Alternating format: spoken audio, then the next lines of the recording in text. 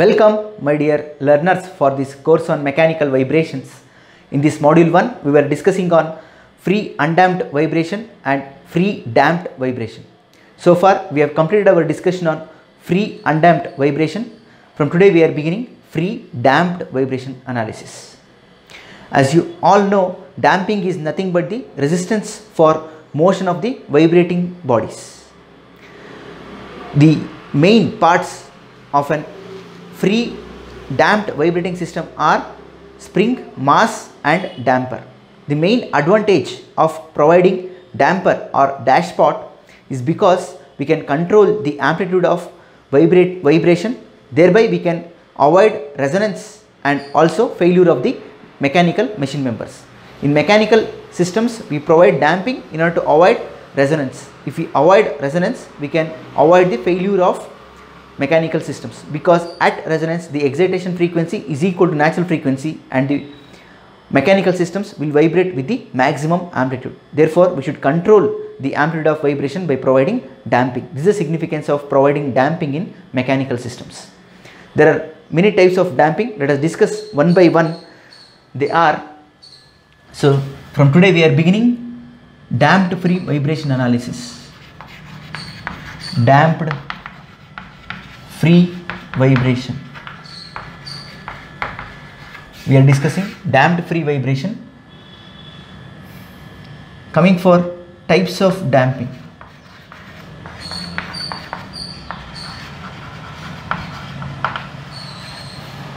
Very first one is viscous damping.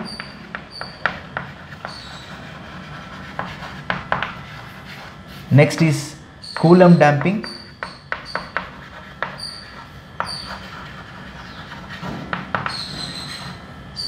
Next is structural damping.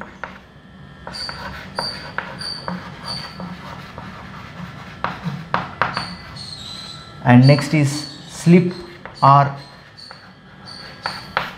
interfacial damping.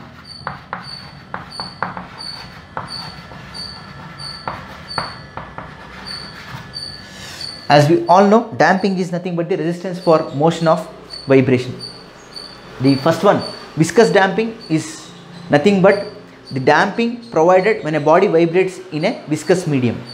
For example, if I move a car, vibrating car in a water, the vibration will vanishes soon because water itself will provide damping for us. As we all know, damping viscosity is nothing but resistance of one layer of a fluid for the another layer during motion of the fluid. So therefore, viscous damping is observed whenever a body vibrates in viscous medium. Next, coming for Coulomb damping, whenever a body slides over the another surface, one surface will give resistance for the another surface, which is nothing but friction. So therefore, Coulomb damping is observed when one body slides over the another body. It is nothing but resistance of one object to the another object when there is a sliding motion between those two. Next, coming for structural damping. Structural damping is inherent by the property of elasticity of the object. As we all know, the prerequisites for vibration are mass, elasticity and initial disturbance. This elasticity will also provide damping for vibration, but this is negligible compared to other types of damping. Next, moving for slip or interfacial damping. In mechanical systems, the systems are made up of so many links which are connected with joints. In that joints there will be a slip. Due to this slip there will be a resistance for vibration, which is termed as slip or interfacial damping. So these are the four different types of damping. With this concept of damping, let us move on and derive the system response for damped free vibration in today's lecture. That is, I am interested to derive system response for damped free vibration system. System response of damped free vibration system. What do you mean by system response as I already said, system response is nothing but displacement of the system with respect to time. Give us x as a function of time, that is nothing but system response. Now we have to analyze the damped free vibrating system. The system can be represented with the help of spring, mass and dashpot, correct? So damped free vibrating system should have spring, dashpot which is represented with the help of damper, and it should have mass, stiffness K and damping coefficient C. As I already said, stiffness is defined as force per unit deflection, hence spring force. Hence spring force is nothing but Kx, whereas damping coefficient C is defined as force per unit velocity, hence force due to dashpot is nothing but damping coefficient times the velocity, and force because of mass is already known, it is inertia force, that is mass times the acceleration. Now for equilibrium, sum of forces must be equal to 0. So therefore, if I write the equation of motion for damped free vibration system, will get for equilibrium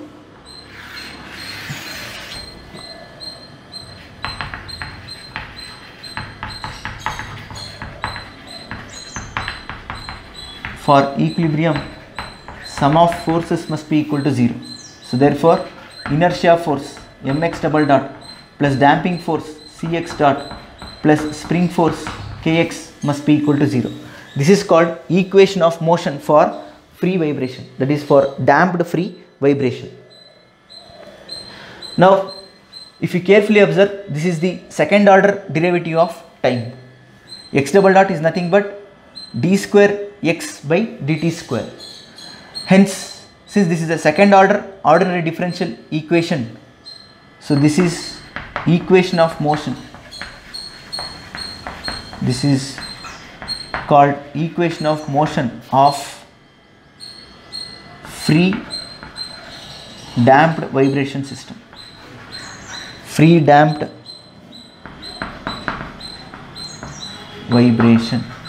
This is equation of motion of free damped vibration, which is, let me call it as equation 1. Equation 1 is second order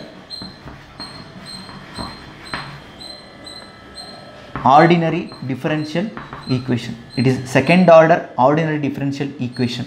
What I mean to say is that m d square x by dt square plus c dx by dt plus kx is equal to 0 is what we have, correct? Now for second order ODE, we can assume the solution of the form, the solution will be of the form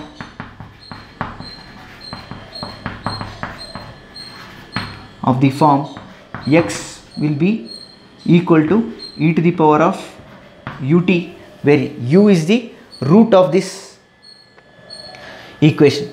So therefore, substitute the value of x in equation 1 and simplify. In order to do that, the solution is of the form x is equal to e power ut. Hence, what is the value of x dot? X dot is dx by dt.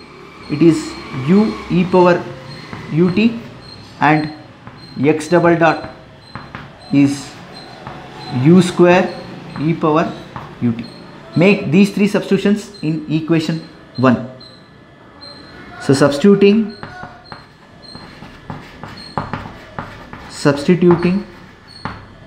x, x dot and x double dot in equation 1 will end up with m into x double dot.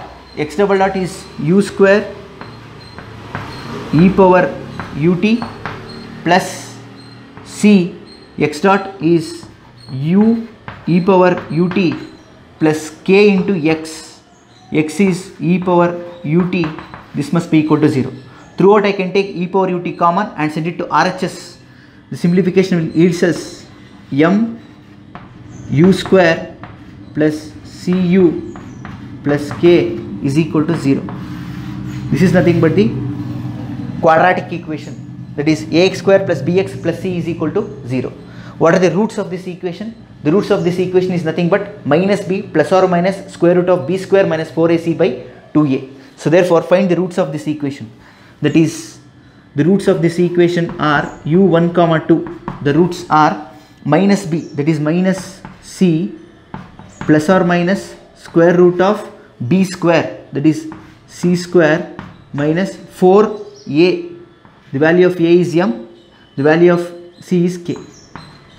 Minus b plus or minus square root of b square minus 4ac by 2a. So therefore the roots of this equation are u1 comma 2 is equal to minus c by 2m plus or minus square root of, I'll send this inside, I'll get c by 2m whole square, c by 2m whole square minus k by m. So this is what I will get, the roots of the quadratic equation. Hence I got the roots as minus c by 2m plus or minus c by 2m whole square minus k by m. So therefore the general solution x, which is a function of time, will be what? X, which is a function of time, will be equal to what? A constant a1 e to the power of u1t plus a constant a2 e to the power of u2t. What is the value of u1 and u2? u1 is minus c by 2m plus square root of c by 2m whole square minus k by m. What is the value of u2? u2 is minus c by 2m minus square root of c by 2m whole square minus k by m. So that is the system response what we got. But we have to express this in some terminologies that we are going to use in damped free vibration analysis. That is critical damping coefficient and damping ratio. So next comes the concept called damping ratio. Damping ratio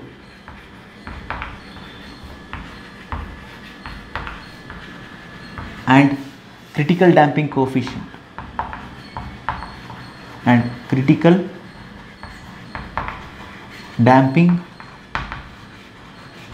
coefficient. Critical damping coefficient is denoted by C suffix C, Cc. Damping coefficient is defined as C, denoted by C, not defined as, it is denoted as. Damping ratio is denoted as zeta. Now the definition of damping ratio is nothing but damping ratio is equal to damping coefficient by critical damping coefficient. Now what is critical damping coefficient? Critical damping coefficient is the value of damping coefficient for which term under the root is equal to 0. Term under the root is equal to 0. Damping coefficient is the value of the actual damping coefficient for which the term under the square root is equal to 0. So therefore equate the term under the root is equal to 0, then C will become Cc.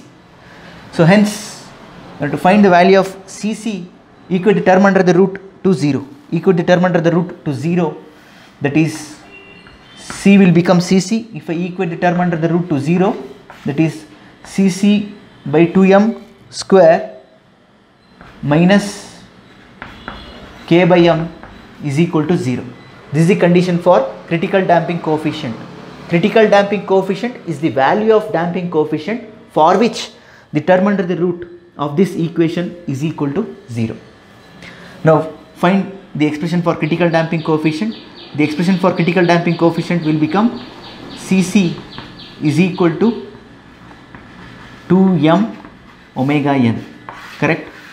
So it is equal to k by m, root of k by m is omega n multiply 2m omega n. Omega n is square root of k by m, or it can also be written as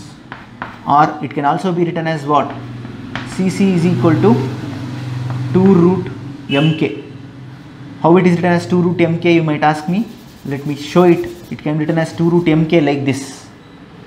So Cc is equal to 2 times root m into root m into omega n can be written as root of k by root m. This will get cancelled, hence Cc can be written as 2 root mk. So these are the two equations for critical damping coefficient. One is 2m omega n, another one is 2 root mk. Now what is the value of C by 2m?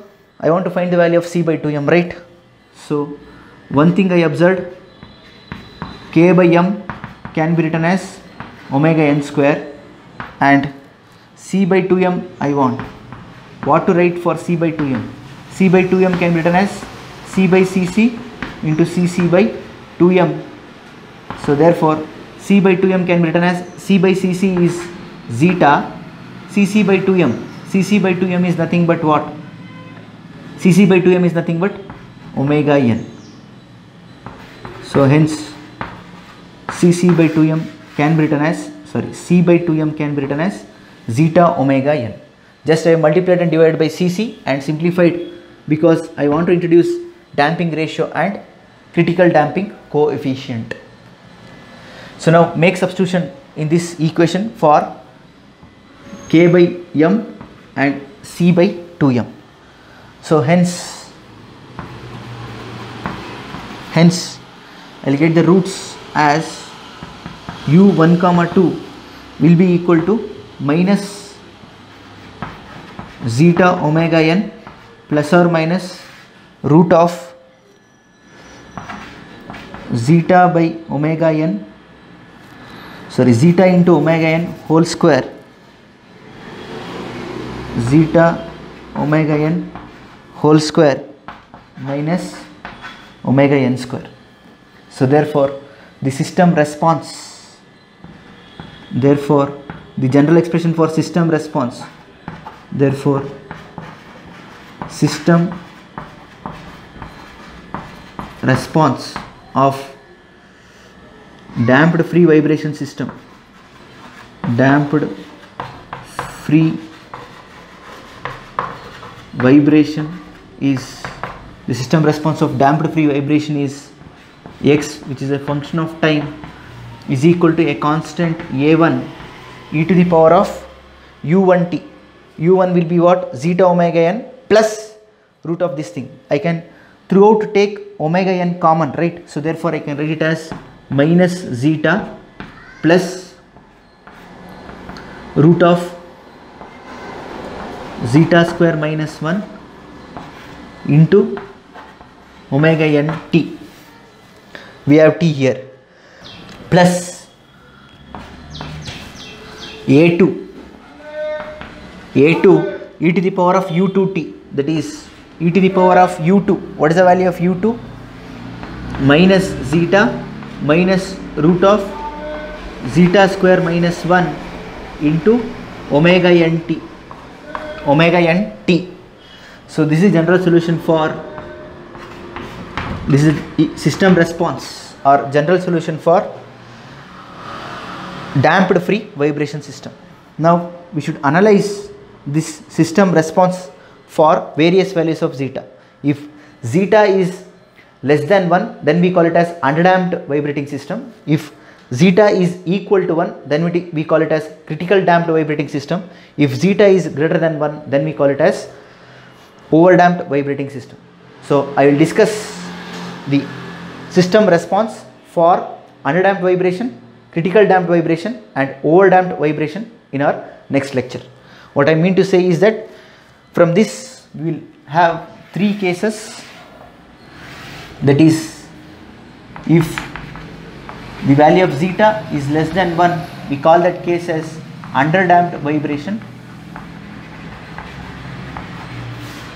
If the value of zeta is equal to 1, we call it as critical damping. If the value of zeta is greater than 1, then we call it as overdamped.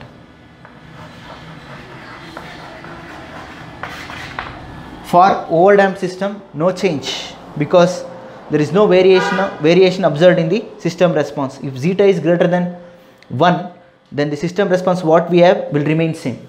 In this equation, a1 and a2 are constants which can be determined by using initial condition. You know the difference between initial condition and boundary condition? Boundary conditions are defined with the help of boundary value, whereas initial conditions are specified with respect to time. Example, at time t is equal to 0, what is the value of displacement? At time t is equal to 0, what is the value of velocity? These are all called as initial conditions.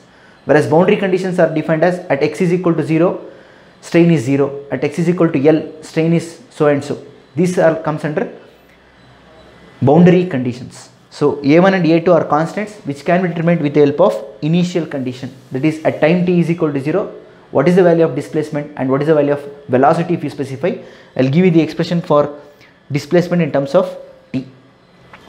So for overdamped system, no change. This itself is the system response.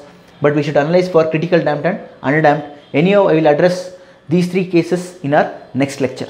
So in today's lecture, we have learnt the damped free vibration and what are the different types of damping and what is the system response for damped free vibration system, and also damping ratio. Damping ratio is also called as damping factor. Damping ratio or damping factor is defined as the ratio of damping coefficient to the critical damping coefficient. Damping ratio or damping factor is defined as the ratio of damping coefficient to the critical damping coefficient, whereas the critical damping coefficient is given by the equation 2 root mk or 2m omega n, and this is the expression for system response for damped free vibration. That's all from this lecture. Thank you all.